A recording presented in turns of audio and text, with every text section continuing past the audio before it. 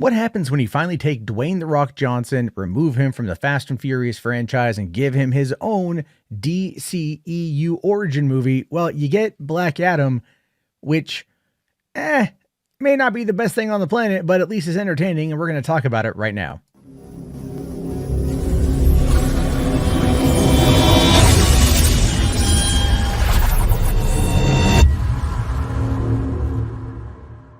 Hi everyone, my name is Matt Jarbo. Welcome back to Patio Commentary, and I spent this afternoon watching Black Adam in theaters. This is a movie that, if you watch my Hollywood After Dark live streams, you know that I have been critical of. I have looked at the marketing, found it to be relatively lackluster. I have looked at a lot of other elements of the movie, just found it to kind of be generic. The storyline, the effects look good, but it's like, some of the stuff you see in the first trailer feels like it came out of 2008 with him flying and then, swatting down a fighter jet. There's also the shot of the Justice Society plane exiting a mansion, which looks very similar to 2000's X-Men. There's a lot in this movie that seems pulled and plucked and picked from other comic book films that have come out decades prior. But I will say that the movie itself is one that I had fun with. I don't want to go out and say that it's excellent, that it's amazing, that you need to go watch it in theaters, with the exception for one thing, which we'll talk about towards the end because it's a bit of a spoiler, although you probably already know what I'm talking about if you followed anything to do with this movie. But what you need to realize about Black Adam is that this movie tries to be so many other things than what it could actually have been. And that's my biggest complaint with it. I enjoyed my time with the movie. The 2 hours and 5-minute runtime went by pretty smooth. It didn't really feel like it was dragging on until roughly around the third act, and that had a lot to do with the villain himself. Sabak is arguably the worst comic book movie villain of all time. If you were to put Sabak up against Matt Smith from Morbius, I would much rather watch Morbius again, simply because Matt Smith brings charisma and charm and a certain kind of frenetic energy to his performance. Here it ain't great. But to be fair, a lot of you going to see Black Adam are not going to go watch it for the villain. You're going to watch The Rock, right? The man in black, the anti-hero himself, the man who's told to not kill, but he does. And to be fair, oh dude, homie kills a lot of people. Homie murders so many dudes in this movie. The downside to that though is you saw most of it from the trailer, with the exception really of one scene that I think is really cool. And it's a scene where he ends up fighting a whole bunch of the Intergang, and he ends up like, it's slow-mo, and it's a fun scene because he's like just kind of going through it slowly as all this chaos and frenetic stuff is happening around him. It's meant to be like he's moving so fast. But again, we've seen this before. Quicksilver scenes in X-Men Days of Future Past, X-Men Apocalypse, and X-Men Dark Phoenix. And yet it doesn't have the style or the substance. It's got some pretty cool little kills. But other than that, you're just like, all right, it's just The Rock slow-mowing through a scene with everything happening around him. Not necessarily that he himself is doing that much. And that is kind of the issue with the movie, is that everyone else around him seems to really be doing stuff, and interesting stuff to say the very least. But him, I don't know, I kind of felt like he was just there. Like he was a secondary character in his own story. So the story itself obviously has to do with Kahndaq. Kahndaq is being overrun by mercenaries, the Intergang. They've been there off and on for 27 years. Kahndaq has really never been free, even though it was one of the very first free civilizations in the world, or maybe it was the very first free civilization in the world. That is until the king came in and started enslaving people in order to have them mine Eternium, which would be what he uses to craft the crown, Sabak's crown, so he can then rule over Kahndaq and perhaps the rest of the world.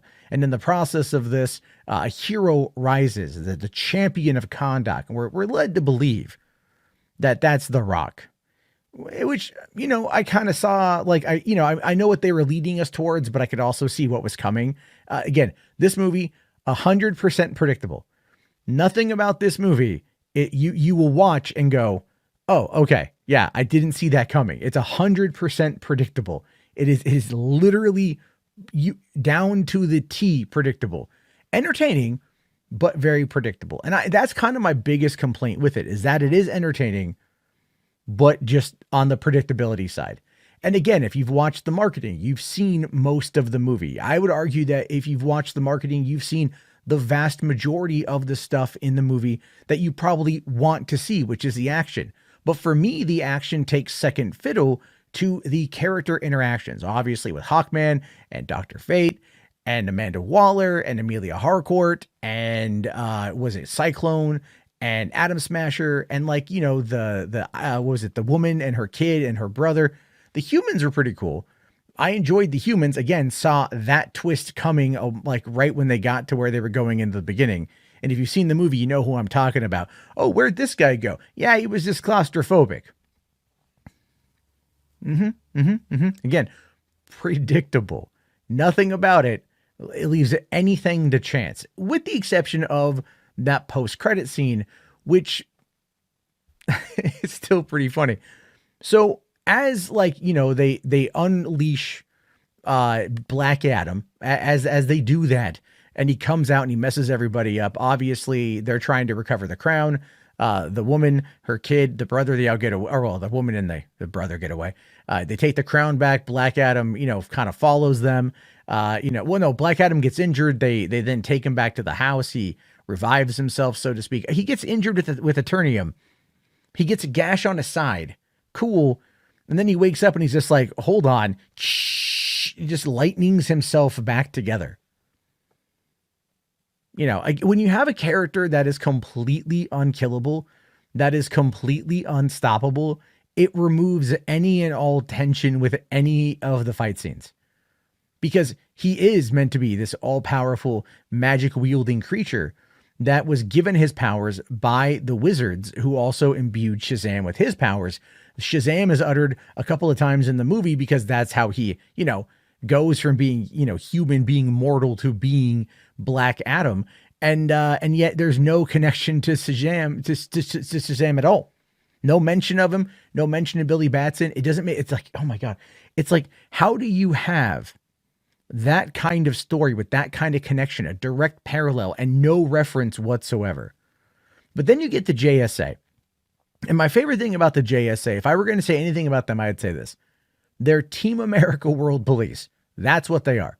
Literally. That's what they are. They head into Kahndaq in order to restabilize the region in the waking of Black Adam.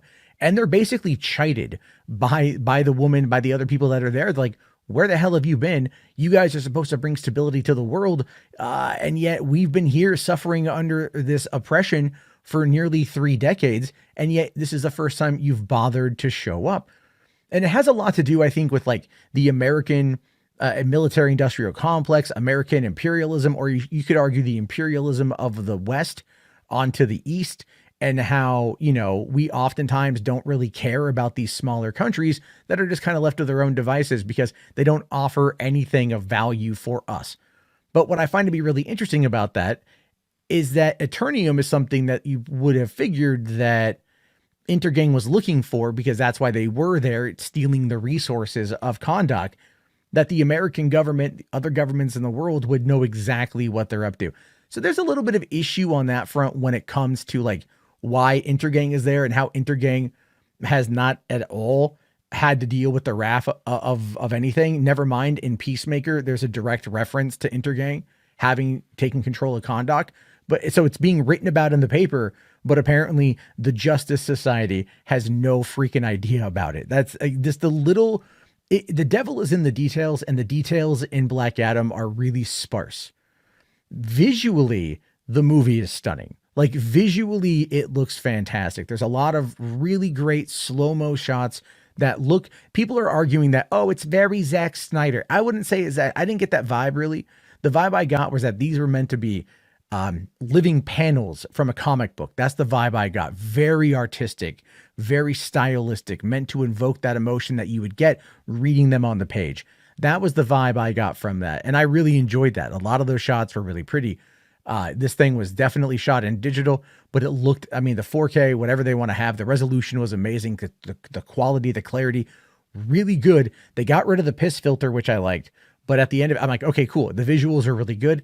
The score was okay. I heard the score before the movie came out and I dug it. But like listening to it in context, I don't know, it didn't really gel too well with me. And then it didn't really stick with me as much as like a Hans Zimmer score would have. And again, we're going to talk about that.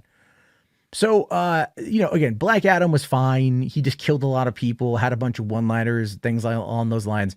He didn't speak any English in the beginning of the movie. And then he just magically wakes up from a nap and he understands English. He picks up sarcasm pretty quickly. He uses terminology that he would probably not otherwise know based upon him having been asleep or in prison for 5,000 years. So, I mean, they definitely have like, it's meant to be a fish out of water scenario, but they definitely have it to where you're like, all right, like they got to kind of rush it along. It's very briskly paced at that 2 hour, 5 minute mark. And the bigger problems come in the last act of the movie. The first 2 acts are okay. The finale, the climax are very derivative. A lot of people are going to complain about the kid, Ammon, right? Or Amnon Ammon. That's his name. And, he's kind of cool in the beginning. I like him. He's trying to like teach Black Adam what it means to be a hero. And he even goes at one point and says the superhero industrial complex is like massively popular, showcasing that because this kid's entire room is just a shrine to comic book characters, all DC obviously, but like just a lot of merch showcasing that these characters exist and that they're heavily merchandisable. Okay. Like I thought that was kind of funny, even though I feel like ultimately that's kind of like against whatever. It doesn't matter. That's just my thought. It's meant to be like a room of Easter eggs. So new rock stars will clearly break it down. You can give it a check out that way. But, like again, he, at the end of the movie, his whole superpower is that like, he can unite people. He can bring them together. He puts his hands up like this and he's just like, everyone Kahndaq, we can be free. And then, but his performance is so flat. His performance is so terrible in that moment that it's cringeworthy. It's very cringe inducing. And you're like, no, I can't do it. It's so bad. But the kid's a central part of the movie. I don't want to call it like a Black Adam, kid team up movie, but it kind of feels that way.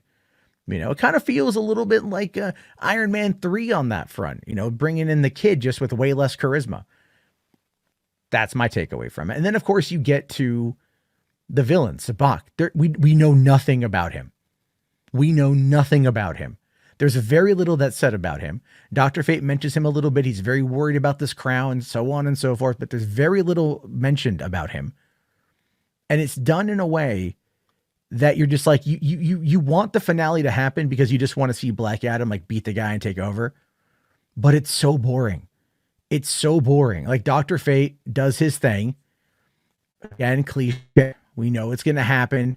Kind of pointless, kind of ridiculous. That, they really considering like what he does to get Black Adam back into the fight. You're like, why couldn't you just like have sealed it off, gone and done your thing, brought him back, and then, like do all that. I'm just saying, right? And then like, even when Black Adam escapes the prison, like when he's just human, like Teth Adam, whatever, or Teth Adam, it's just like, he's like a weakling. He's meant to be a weakling, but he's beating the snot out of all of these guards, these highly trained, like Task Force X guards and stuff. He's just whopping on him. No problem. It's just okay, whatever. You know what I mean? Like, look, this movie at the end of the day is a vehicle for Dwayne "The Rock" Johnson to try to have something of his own, but he's not able to do it without bringing in the ending. We know about the ending. We know about, who's there. If you know. And even that feels tacked on because it was tacked on. It was shot in September. It's meant to, say, hey, look, we've listened to the fans. We know what you guys want. We're going to do that. But at the same time, you're just kind of going, okay. It's there. Give me more. Confirm. There hasn't been anything confirmed, but there's been massive speculation coming in from the Hollywood Reporter, enough to make you go, okay, it looks like the ball is rolling. Some things are happening. Cool. But is it enough to warrant bringing these characters back for more? Now, I'll say this. I have no desire to watch Black Adam a second time anytime soon. That will change upon 2 conditions. If there's an R-rated cut of the movie that they release on home video, which the movie was originally rated R, so if they bring that back, cool, I'll watch it again. Or Black Adam 2, or the next time Justice League or Justice Society shows up in anything, I might rewatch the movie in order just to see that again leading into the next film. And that's not for years down the road. I don't have a desire to see this again in theaters. I don't even have a desire to own this on home video. I'll wait for streaming, which it should be here in about a month and a half, 45-day window. That is the unfortunate downside of Black Adam. It's generic. It's nothing new. It has its fun moments with the intercharacter stuff, which I really enjoyed. It's got great visuals and okay score. It's an okay movie. It's meant to serve up what's to come down the road, which at this point is what's in that end credit scene. Because when you leave the theater, all you care about is what's in that end credit scene. You literally do not care about anything else that you just watched transpire for the previous 2 hours. And that, my friends, is the biggest problem that they have. But I leave it to you. Your thoughts, let me know. Talk to you guys later. Peace out.